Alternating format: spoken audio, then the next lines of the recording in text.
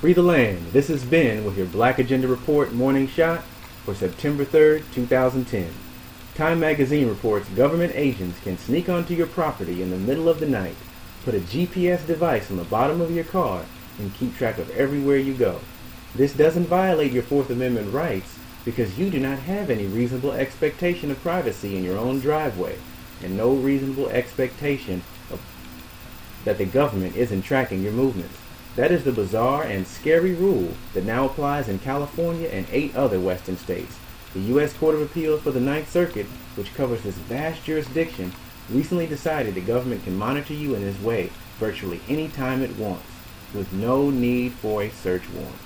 This case began in 2007 when Drug Enforcement Administration agents decided to monitor Juan Pineda Moreno, an Oregon resident who they suspected was growing marijuana.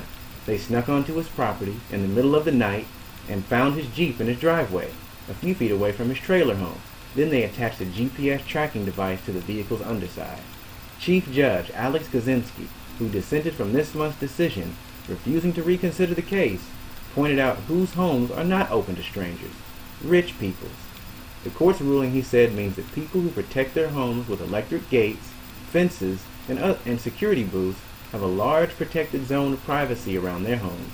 People who cannot afford such barriers have to put up with the government sneaking around at night.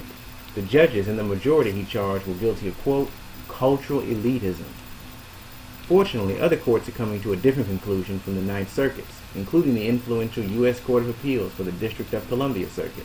That court ruled also in August that tracking for an extended period of time with GPS is an invasion of privacy that requires a warrant.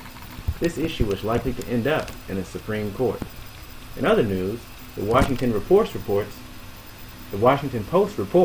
Adrian Fenty, who became Washington, D.C. mayor as a council member, acknowledged on Wednesday for the first time that he could lose the job that voters in every precinct in the city chose him for in 2006. Mayor Fenty is fighting for his life in the upcoming Democratic primary scheduled for September 14th. Fenty said, "If you do not find it in your hearts to forgive me and give me a second chance, I will have no one to blame but myself," he said at the end of a 1-hour debate with challenger Vincent C. Gray, the D.C. Council chairman, at the museum. Fenty's most dismal showing is among African so-called Americans, with 19% of black Democrats saying they would support him, compared with 64% for Gray. Among white Democrats, Fenty leads 64 to 28%. Nearly 6 in 10 African so-called Americans see Fenty as caring more about upper-income people, according to a recent Washington Post poll. The reason for these numbers are numerous. The District Council has hired lawyer Robert P. Trout to investigate why the Fenty administration transferred millions of dollars to the D.C. Housing Authority to build recreation centers, ballparks, and parks, a process that skirted a law that requires council approval of contracts in excess of $1 million.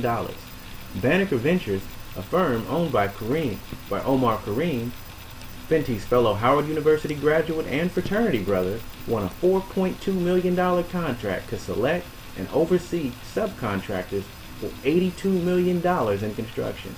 One of those subcontractors was Mayor Fenty's other fellow Howard graduate and fraternity brother, Sinclair Skinner.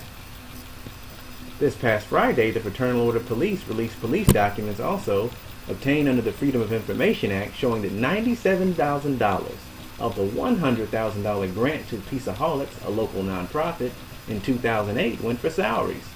Most of the remaining money went for Wii and Xbox video game systems, a TV, ping pong paddles, and CDs, according to city documents.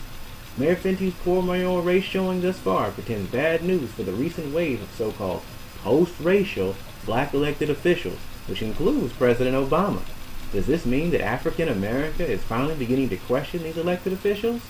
Time will tell. The D.C. mayor's race may have long-lasting ramifications. This has been signing off with your Black Agenda Report morning shot saying, free the land.